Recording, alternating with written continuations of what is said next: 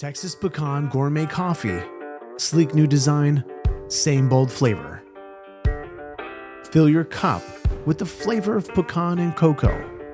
The only gourmet coffee you'll ever need. Handcrafted, slow roasted, perfection. Our coffee provides a comforting experience for any time of day. Start with Texas Pecan and savor the heartland in each brew.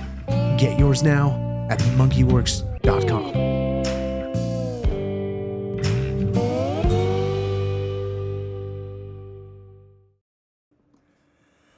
All right, hey, welcome, folks. It's going to be your SITREP. It's 8/14 at 2025. Come to you live here from the Monkey Lounge in the great state of Texas. And so today we're going to be talking about this Trump-Putin meeting. This is at least one of the most important meetings we have had in quite some time between the two countries. And I mean, the stakes are very high. And so we're going to get into what is going on leading up to this meeting, because there is a ton of cat and mouse happening between the two countries. And then you got third parties that are also trying to stir the pot a little bit. And it just makes for a very difficult environment if you're trying to bring peace to the table. And so we're going to talk about that. We're going to talk about the skies, what's going on over our heads today. We're going to get into that next. And without further ado, let me just jump on over here to Skylass. If you haven't done so, this is amazing. This is an open source tracker. And once you get the feel for it, create your own watch list. You can get into a lot of detail. You can track stuff that they don't really want you tracking. A lot of that I don't show because I have around over 7,000 aircraft that I track in my watch list. And I can slice and dice it a bunch of different ways, but there are some things that I just don't go into detail because just for OPSEC reasons. So I keep it open source, but there's a lot of data out there, folks. Let me tell you. And if you know what you're looking at, you can figure it out pretty quick what's going on around you. And so we'll get into that. Right now, currently, the skies over the U.S. sitting at around just under shy of 290. And of course, I've stripped out, 175 trainers out of that equation. So it's a pretty active day. We'll get into the deets here now, just kind of start to peel this banana back. But take a look at this. We'll start off over in the 60s, right? These are going to be your Blackhawks. And 49 of those up. Now, the interesting piece to this is that typically we see a bunch in the Panhandle, which is going to be all training stuff. Average used to be like 6 to 8 of these at any given time. The numbers are pretty spiked. I will tell you, you look at all of this activity around the United States, and, I don't drill down into it. You can just see them from an icon perspective on my screen. And the reason I don't drill down is because some of this could very well be supporting some of the rehoming of illegals, okay? So let's take that away, and let's drop down. We'll get into the KC-135s. It's going to be air refuelers. And then the Pegasus 767-200s, as you can see, coast to coast. Now it looks like Operation Bamboo out here has wrapped up, although I will show you when we get into the naval map of what's going on out here. There's actually quite a bit of activity with it relative to a danger box that's still out here and has been for a long time. But, I'm seeing aircraft carriers and all kinds of cool stuff out here. So nonetheless, our skies sitting right now on screen 37. So we are about about a dozen high compared to our baseline. So that is, 25 is what we normally look at. Now, this is a very good indicator of a lot of fighter activity. Okay. All right. Then let me back those out. Let's get into the Chinooks, H-47s. Or as they say, the 47s. All right. You can see this is pretty active as well. On screen, we've got 16. And again, this is probably tied, if I was a betting man, tied to some of the stuff that we see happening in the headlines. Okay. So back those out. Again, this is actually, when you see 14, that's a pretty high number. Used to be, about 4. So you see 16 of them on there. That's pretty high. Okay. Now, let me drop down. We'll get into the Navy P-8s just to show you a little activity here. South Florida, off the eastern coast of Florida. out here in the Gulf of America. And then we've got a couple more in the air here. Let me see if we got anything up near Alaska. I don't see anything. Okay, peel those back. We'll get a closer look here in just a minute of these sub-hunters, just what they've been up to over the last couple days. And then look at the R135. So let me sort this alphabetically. Makes it easier for me to just kind of peel this back. And then, of course, you can see Q4s. Got one up. All X's, all right? We'll look at that closer here in a minute. One Q9, we'll look at that here in a minute as well. R135, I've got one here and another one abroad. Looks to be a Brit. And then I've got another, well, that's a RJ, never mind. From my screen, it looks very small and it almost looked like a R135. So, okay. So let's just kind of peel this back. So you've got the Maverick. That's going to be this R135, just getting airborne. Again, we'll look at R135s closer here in just a minute. Get over here to the Brits, and you can see this one looks to be, let me just see if I can get in a little closer and grab. Let's see if we can get a trace to see where this one's coming from. So it looks like it was out, coming out of England, bounced across maybe the North Sea there, pretty close to the English Channel, down towards Constanta over the Black Sea and back. So it's just kind of a round robin there. And then this is going to be your drone activity. This is a Q4 drone. Again, U.S. asset, and it's clearly going to be looking at ship traffic that's not moving and building up every single day on both sides of this. All right. So let's go ahead and peel it back. Let's look at, we'll start, since we're looking at a drone here, let's start with the drones. And we'll kick it off over in Japan. You can see kind of headed out to the Pacific side. But then notice you've got a Chinese drone that pops up, heads down south, out by South Korea. Yeah. And then you can see that's a U.S. asset coming out of Okinawa. Little Chinese one there as well. Hard to see because of the color tones, but nothing down under.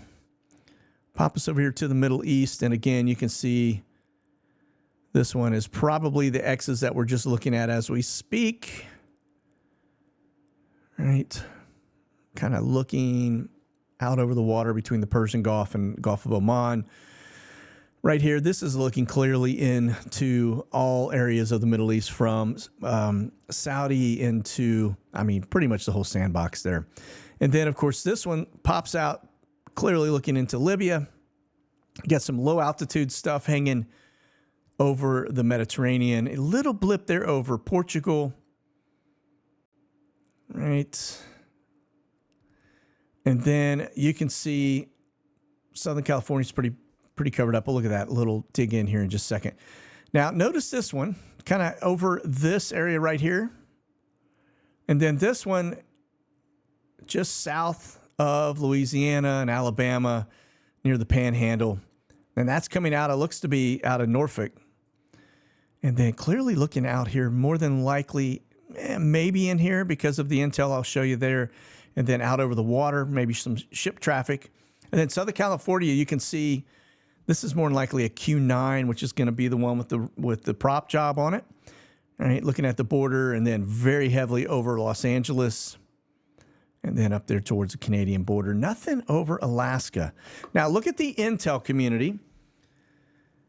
As you can see, we are starting out over what looks to be Australia, a little bit of activity there. Some light work over the usual place around Kaliningrad, etc. And then you're going to notice, too, we've got this. Remember, I just showed you the Q4 drone, high altitude, looking at that same area. Now, that one, the intel on that one is call sign Bacon.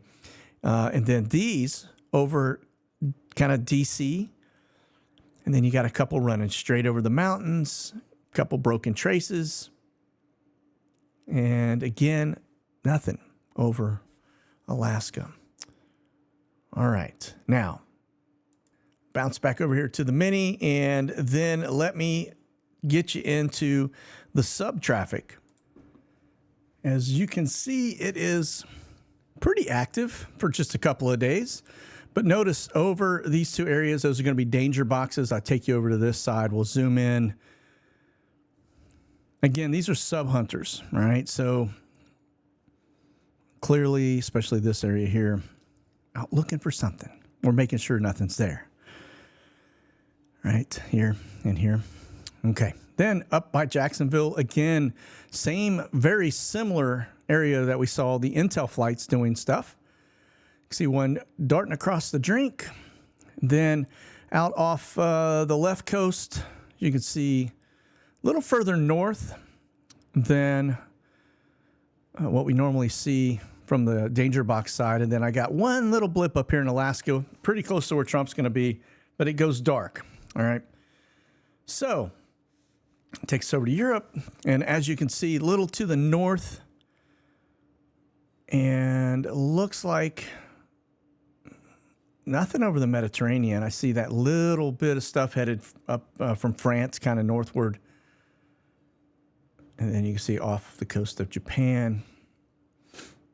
Okay, so that's going to be your sub-hunters. Now, let me show you what's going on with the watch list when it comes to the ISR activity over the United States. As you can see, these round circles, those are visibility rings, and that's just based on standard limit of visibility, right, at a certain altitude.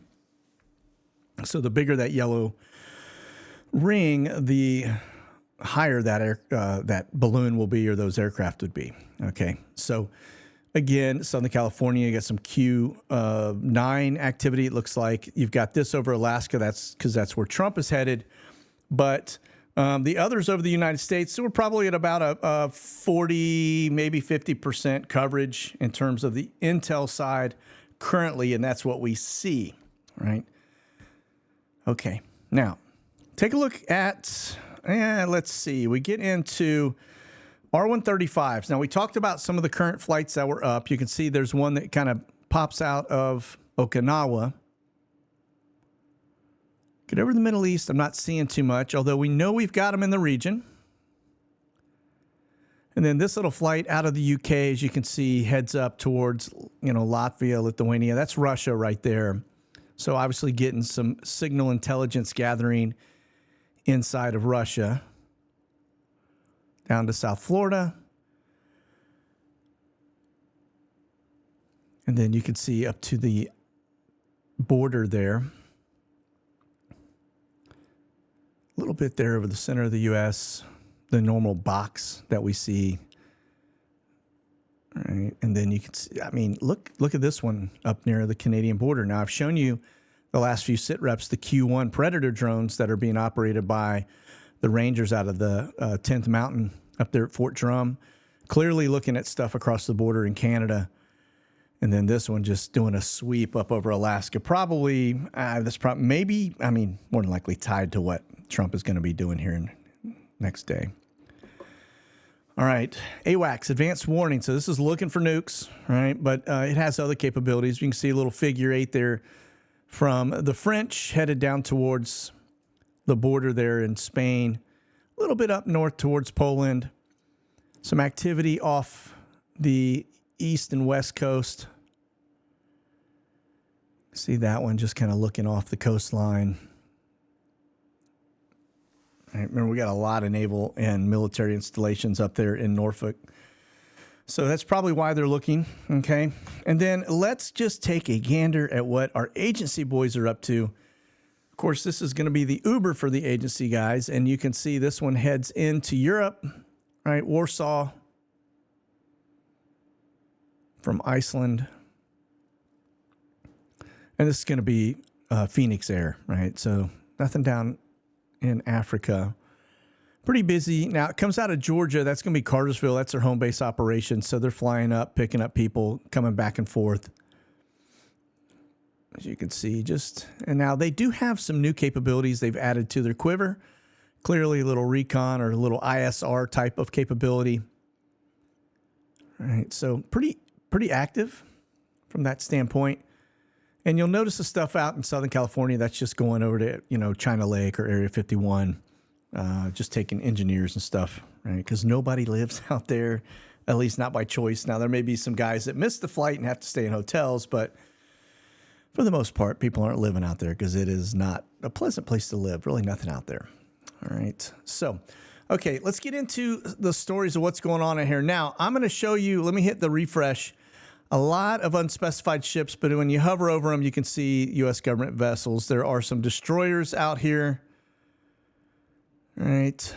You drop down. Look at this. Here's the Roosevelt. All right. That's a carrier. And that one is in ops down here. Now, keep in mind, this is Baja, California. Okay. This is Tijuana. So clearly out here doing their thing. Again, this is tied to a danger box area. All right. Same thing. So they've got ongoing operations down there. All right. Let me back that out.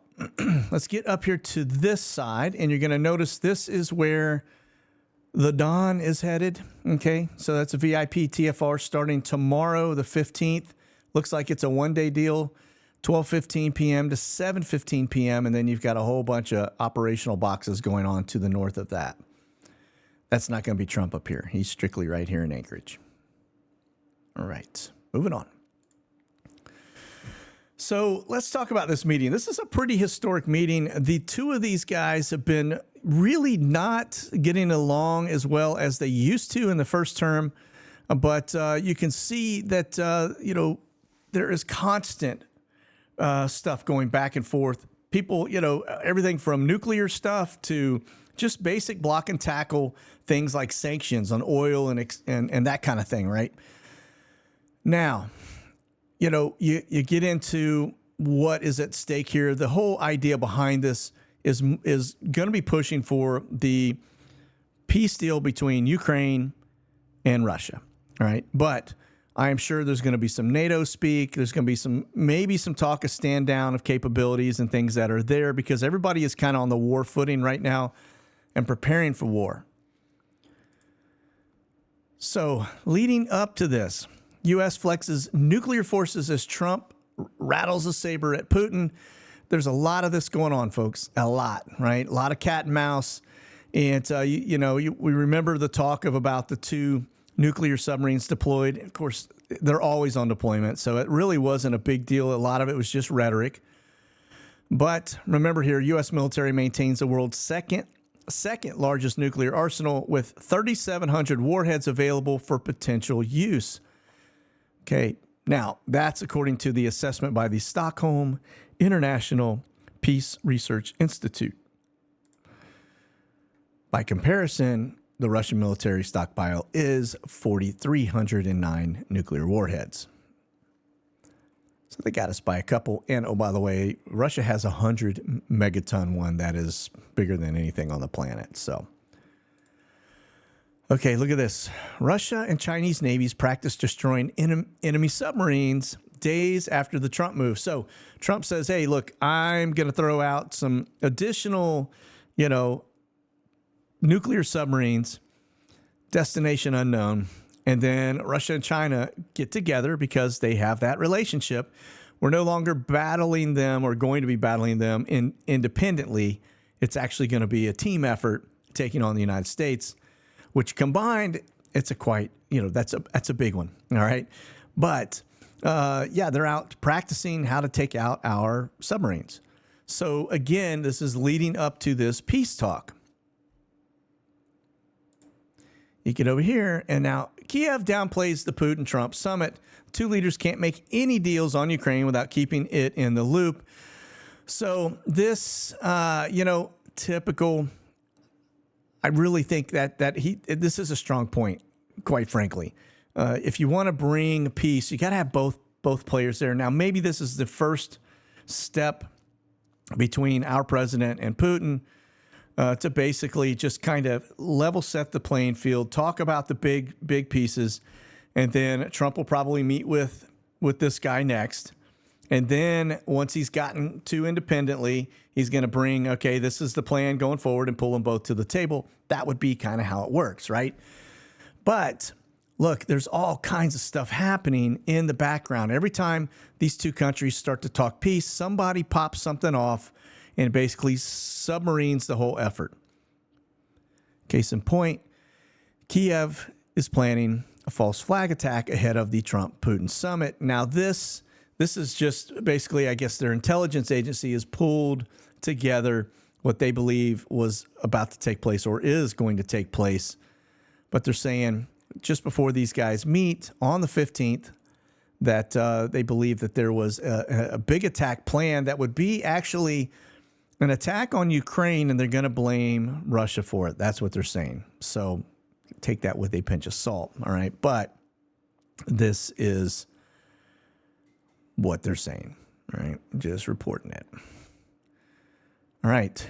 And then, again, Ukraine strikes Russia's largest crude export pumping station near its border. You can see the night sky glowing here. Now, this hub is Russia's crude exporting pipelines, was a scene of a series of explosions and a large fire.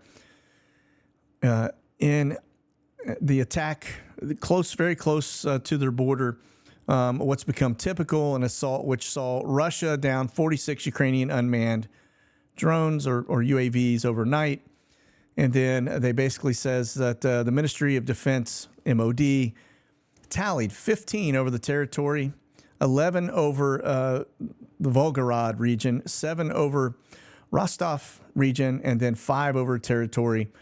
And then, I mean, just here's the numbers. And it's the drone piece is staggering, and they keep hitting each other. And it just goes to show you, look, you can do some serious damage when you start hitting their production lines for oil. That's a big impact because that takes a little bit of time to get back online. That takes things off production. It drives the price up because the supply gets decreased. So, again, if you ever want to read a really interesting book, go read the Tom Clancy novel. And it is Red Storm Rising. And it starts out with an event just like this. And it ends up being this massive cat and mouse between the U.S. and Russia. Russia starts planning this covert attack against the United States, but this is how it all starts. So it's a fascinating book, maybe a little ahead of its time, but you never know. Sometimes these things turn into actually how things play out. So, nonetheless, good book.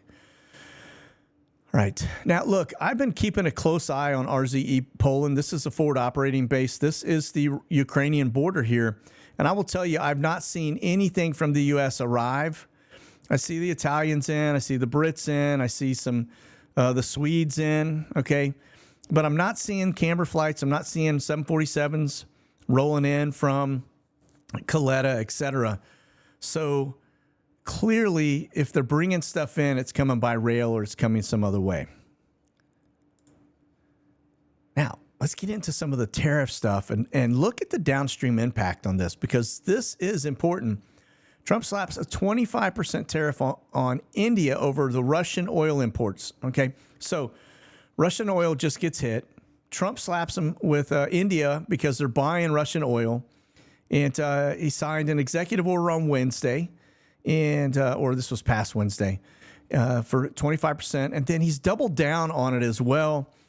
And now he's saying that the effectively doubling a total tariff of 50%. I've seen things up to 250%, but it is going to drive the price. Now, I mean, if you've ever looked closely at India, there's a lot of people there. There's a lot of oil consumption there.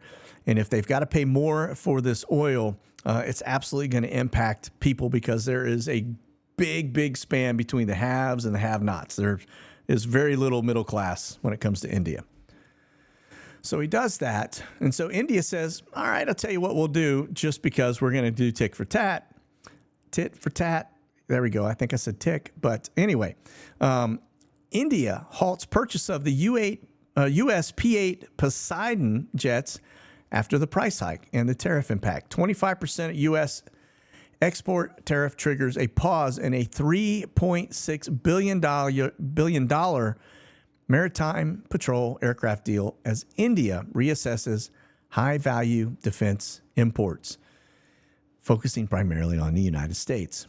All right, so big impact. So that comes back to us, hits our bottom line. All right. Now, on that same note, check this out. Our deficit has just exploded in July despite a jump in tariff revenue, right? So they're bragging about all of this tariff revenue that's coming in. The reality is that if people are buying product outside the United States and that gets tariffed, those countries in turn turn around and charge us more for the product. So because it takes a little bit of time to pivot, you end up buying the product at a higher rate, which in turn, you turn that over and you charge more to your customers. That's what's happening, folks. So it's not necessarily a tax, but it is a hidden tax, so to speak, because you're paying a lot more for a product. It's almost maybe more along like just inflation. It would be kind of more along the line of that. Even though I know these are apples and oranges, but I'm just trying to say we're paying more as a small business owner or a large business owner for products, and we have to pass that along to the consumer. So what does that do? It slows things down. But you hear the government is talking about how we've got all this record money coming in because of tariffs. Well, they turn around and they're spending it. As you can see, boop, the trade war comes in. These are tariff revenues. So yeah, it looks good on the balance sheet, but then you can start to see their spending also increasing. So rather than take that money and decrease our spend and try to balance the books, which is impossible now, or at least take a chunk out of it, you end up buying and spending more. And this creates this big, look, for July, the deficit of $291 billion. And yeah, you can just see the major spikes here. Not a good situation to be in from a country standpoint. Look at the the U.S. budget deficit. And I had defense on the mind. Now, you'll notice there's a big spike in 2021. That's because we're coming out of the COVID environment. But now you get into 2025, we're only at July, and we are starting to catch this number for an entire year. So there is a lot of money being spent. It seems a little reckless to me, but, hey, what do I know, right? But, yeah, this is actually going to impact us. These tariffs, guess who's paying for that? You and I. At the end of the day, it's going to impact on the consumer, and it has to, right? So when you see things being taxed and people having to pay more for it, yes, you can buy some of this stuff domestically. It takes time to spool that up. That doesn't happen overnight. But there are things out there, other commodities you just can't get here in the United States because our climate is not right, the soils aren't right, or we just don't have the capability yet to produce it. So nonetheless, this looks good, but the reality is it is definitely they're spending just as much as they're taking in, actually more than what they're taking in. Now, I said defense spend earlier. Here's a little key takeaway. The interest on our debt is higher than our total defense budget spend per year. So let that kind of sink in. The interest. So just the interest payment on the debt that we hold is higher than our defense total DOD spend. So, yeah, not good, folks. Not good. All right, look at this. Now we talk about the impact of tariffs, right? Spain rules out buying F-35, choosing between the Eurofighter or the FCAS. So again, this could have been great for our defense, right? Military industrial complex. You book the sale. Government had earmarked 6.2 billion euros, so 7.24 billion in its 2023 budget to buy the new fighters. Now, mind you, there is, when you earmark this stuff, it's what they call a palm cycle, and it's 1 and 3 year money, but you have to ask for it way in advance because it has to go through all these congressional approvals. They do the same thing there. And in the U.S., we actually have to go through congressional approval to sell that aircraft to foreign countries. So when you see them doing that, they're shifting over to buy stuff within Europe and coming away from us. So 7.24 billion there. You get back over to this, and you've got another, let's see, what was the total spend? 3.6 billion. I think is what it said. The cost estimate reached approximate 3.6 billion. So, yeah, I mean, you start talking about real money, and it looks like these tariffs are starting to take a toll on people, other countries buying our product, right? So, next piece for you. Putin preparing a new offensive after Trump meeting. This is coming from Z. as Ukraine softens a stance on giving up territory. So Ukraine is saying, all right, you know what, maybe we will concede what we've been fighting over for the last 4 years. But they're already saying that Putin's already pre-positioning things, thinking that he's going to get X, Y, and Z from Trump in this meeting coming up. So pay attention to that because, again, there's a lot of cat and mouse going on. There's going to be a lot of posturing. If something pops off that's just going to add turmoil into a meeting that's trying to produce something. And so going to be interesting to see how this all shakes loose. So, all right, folks, so listen, that's going to do it for our SITREP today. I hope you guys have a fantastic rest of your day. Just remember, it's faith over fear. Don't let this stuff get to you. Nothing you and I can do to change any of it. So just keep that powder dry and stay frosty. That's it. We'll talk soon. God bless. Monkey out.